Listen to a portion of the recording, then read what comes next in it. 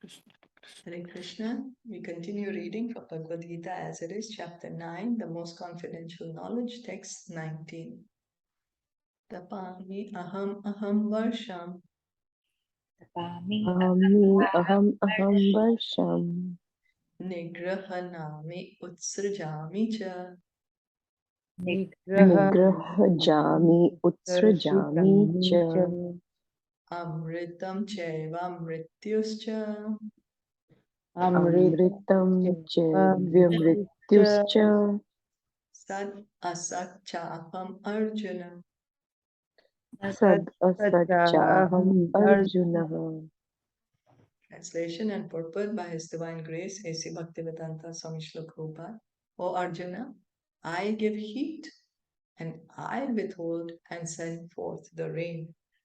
I am immortality. I am also death personified. Both spirit and matter are in me. So here is something which we may feel very sad to hear about. Oh, Krishna is the one who's giving the heat and he's controlling the rain. So that means I'm not the controller. We may be thinking that I'm the controller, that the whole universe is going around because I'm organizing it. But no, it's Krishna. It's under the fear of Krishna that the sun shines, the sun travels its course every day. And Krishna is saying, I give heat and I withhold and send forth the rain. So who decides sometimes it's supposed to rain, it's not supposed to rain? Well, someone may say because of the condensation. You see, this is how the climate works, this is how the condensation happens, and this is how we get the rain. Yes, but who's controlling the condensation? Who's controlling that the clouds are supposed to be made now and the rains are going to be falling now? It's Krishna. And he's saying, I am immortality and I am also death personified. Krishna is death personified. How? In the form of time.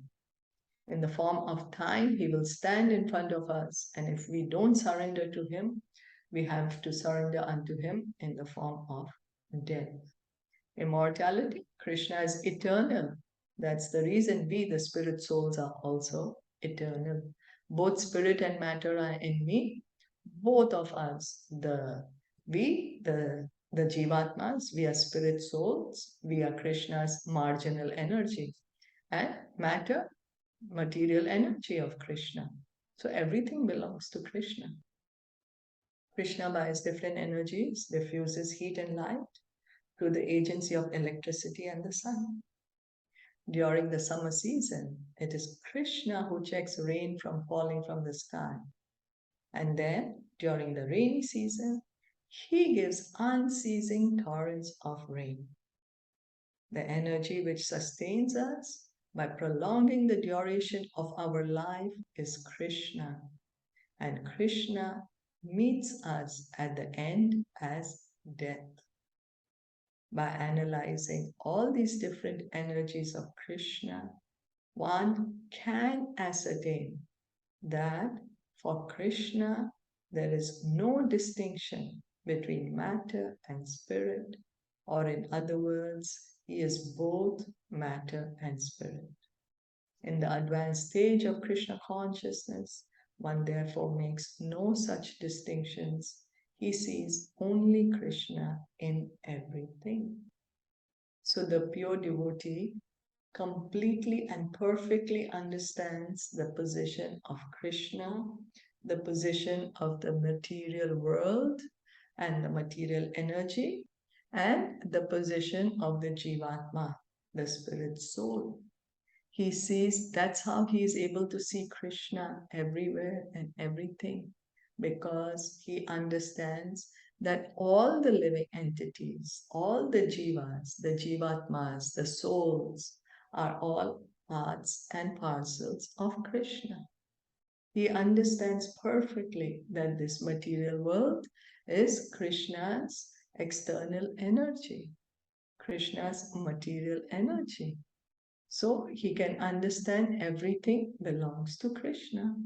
Just like the mother, when she sees the bag of her son A son may not be at home, but just because she's seen the bag, she immediately remembers, oh, this is my son's bag. So this is the same way. The pure devotee understands completely everything belongs to Krishna. So for Krishna, there is no distinction between matter and spirit. Why? How to understand that? Because both are Krishna's energies. It's his energy, belongs to him.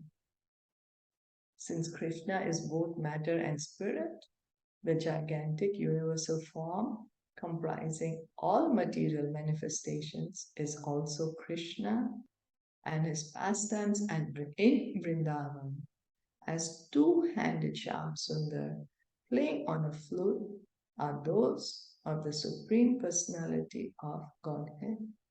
So someone may misunderstand and say, oh, Krishna is both matter and spirit. So Krishna has become the material world and Krishna has become the Jivatma. So Krishna does not exist anymore. No, the way to understand is that the Jivatma is part and parcel of Krishna. The material world, matter, is a manifestation of Krishna's material energy.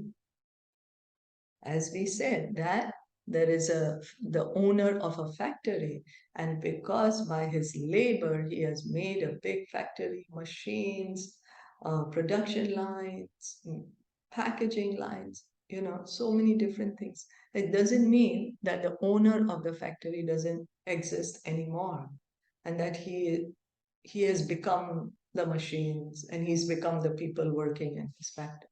No, the owner is still there. He's doing what he has to do and the work is going on. So similarly, Krishna, he is always there in Golok Vrindavan. Shyam Sundar Krishna, two-handed Krishna with a flute in his hands, lotus eyes, a peacock feather. That Krishna is the original personality of Godhead, Govindam Adi Purusham. Lord Brahma says, Govinda, you are the original personality of Godhead. So that is the position of Krishna. We have to understand Krishna's position, the position of the material world in relation to Krishna, the position of the spirit soul in relation to Krishna, and the position of the spiritual world in relation to Krishna.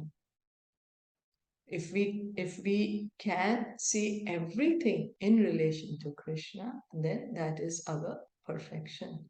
That is Krishna consciousness. The more we hear and the more we chant this Krishna consciousness, which is the original consciousness. When we say pure soul, what does it mean, pure soul? What is the consciousness of a pure soul? The consciousness of a pure soul is Krishna consciousness. So the more we hear and the more we chant, the more we can revive our pure consciousness, our Krishna consciousness. Is that okay?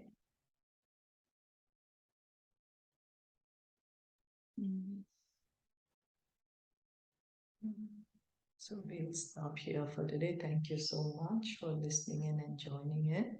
Bhagavad Gita ki jai, Srila Prabhupada ki jai, Gaur Bhakta Vrinda ki jai. Hare Krishna.